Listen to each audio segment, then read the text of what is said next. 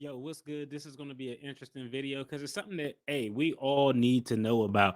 President Biden released what he would like moving forward as the budget for the country. Now, before I even go through and explain all of this to y'all, this thing was 180 something pages long. It was long as hell. I'm not going to go into detail. I'm just going to go through, name what's in it, so everybody get a general idea of what's going on. The other thing we got to know is a strong possibility that none of this stuff is going to pass. Maybe a few things, but we know how it goes. The president put out a budget, the Republicans put out a budget, everybody fight over it. Then at the end of the day, all the money goes to defense and nothing else, and tax cuts for billionaires. But that's normally how it goes. But this is just for informative purposes. If there's anything on this list that y'all want me to talk about in depth, y'all let me know in the comments and I'll circle back and do a video, short or long form, depending on how much explaining needs to be done. As always, licensed attorney, not legal or financial advice, just opinion, takes, reactions. Let's dive in. Let's get it. Okay, this budget is expected to cut $3 trillion over the next 10 years. $840 billion will be allocated to the military. That's the biggest military budget ever. And hey, as a veteran myself, I'm not going to talk about all of the pork and stuff that be in every bill that's for the military, but I hope some of that finds its way to the actual soldiers' wallet because them dudes need to get paid more. I don't care. Everybody should agree with that, unless you just like hate the United States or something. Okay, there's a 7% increase to non-defense spending paid with $4.5 trillion. This $4.5 trillion is expected to come from tax hikes for corporations and for wealthy Americans, and they're going to curb back on wasteful spending. That means it's probably going to come out of some program that's designed to help people, but that's neither here nor there. That's what the expectation is. All right, I got to look at my notes because it's just so much going on.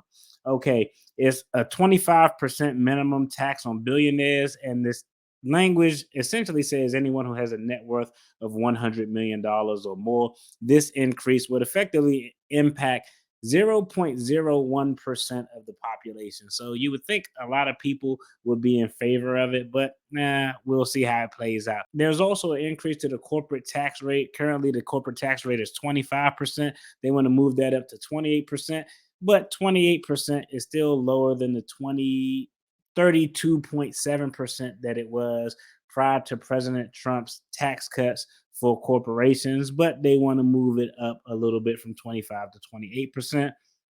Also, there's an increase at the top tax rate.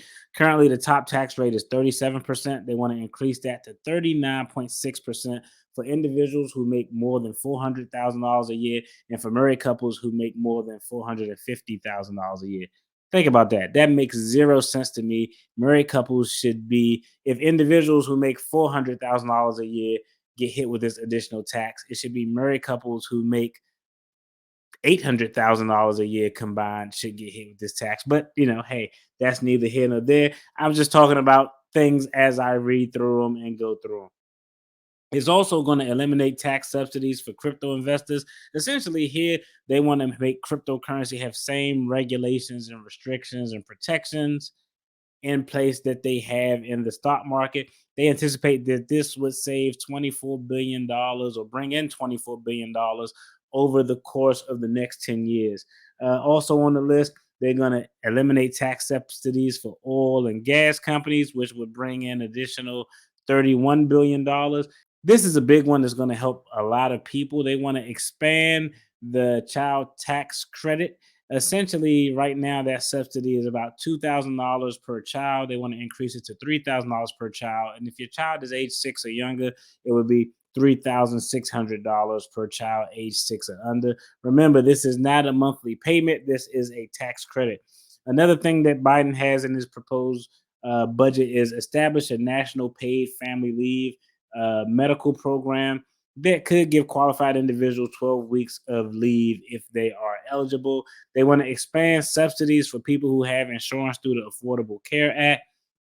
$10 billion will be allocated to the state to increase child care programs. This is a one that I think could be dope. They want to put a cap on the price of insulin, $35 per month, no matter what type of insurance cover you have. Medicare, Medicaid, private insurance. I think that'll be dope.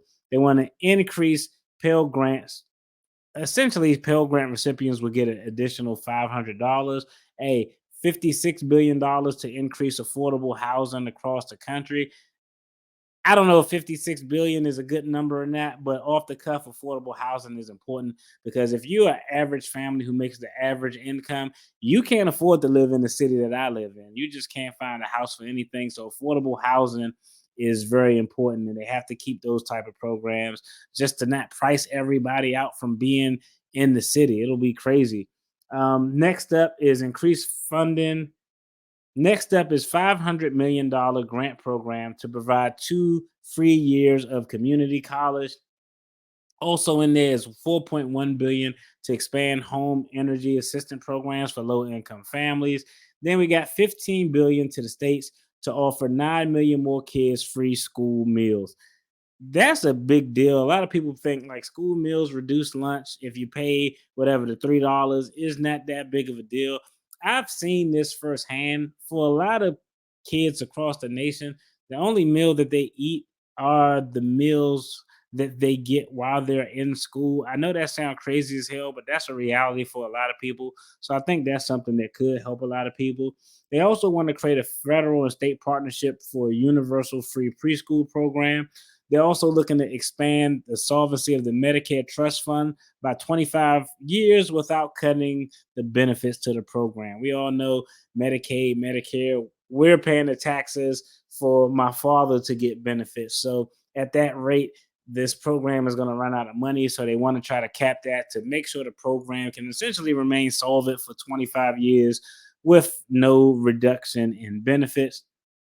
Another thing that's on the list is they want to allow Medicare to negotiate prescription drug prices. They anticipate that this will save $200 billion. And this is a big deal. And this is a reason I used to do healthcare fraud. So I know a lot about Medicare, Medicaid. I used to prosecute healthcare fraud. But essentially, this is the reason why a lot of people go to Canada or foreign countries because their governments are allowed to negotiate with drug companies for lower prices. Where there's a bar in doing that in the United States. So that would be something dope that allow a lot of people to get the medicine that they need at a lower price.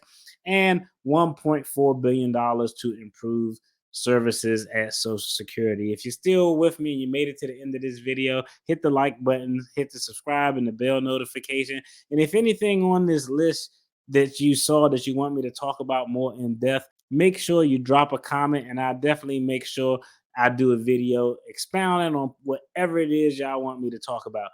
Now, in a couple of days, I'll put out the Republican version of the budget. We know how the game go. The president throws his proposal out there, the Republican throws theirs.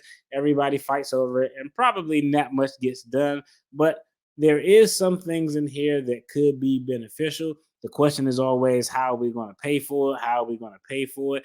And it's going to be interesting right now because I anticipate, and I don't think they're quiet on this, but the Republicans are going to put out their proposal. And when they put out their proposal, hey, they're going to go hard to say, hey, we want y'all to agree to our terms, or we're not going to vote to raise the debt ceiling. What happened if the debt ceiling doesn't get raised? Well, the United States would default on this debt for the first time in the country's history, which would be problematic for you, me, the economy, the global economy. It would be a disaster. I seriously doubt that that is going to happen. I can assure you with 100% certainty that that is not going to happen because too many people are going to lose money and heads will roll. Hey, if you enjoyed this video, make sure you check out the video on the screen. There's going to be more content related to finances and attorney reactions.